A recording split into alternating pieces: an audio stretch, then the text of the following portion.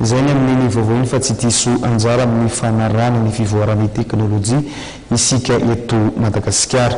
Tsikaritra kosa etsy ambanin'izany fa mihena ireo olona izay liana amin'ireo vokatra nahazatra toy ny fakana sary eny an-dalambe eny. Indray arantsika indrindra ny fanadidina mirakitra izay.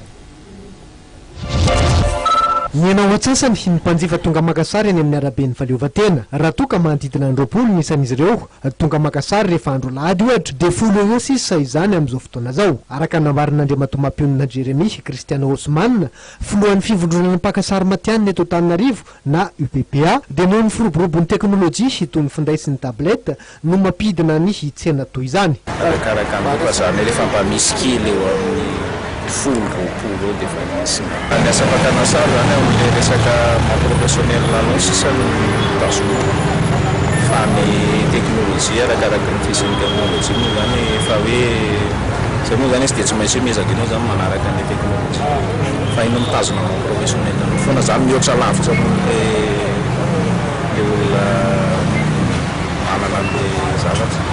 Any mianatra manao an'izy isan'andro isan'andro zany mamoy an'izy isan'andro isan'andro.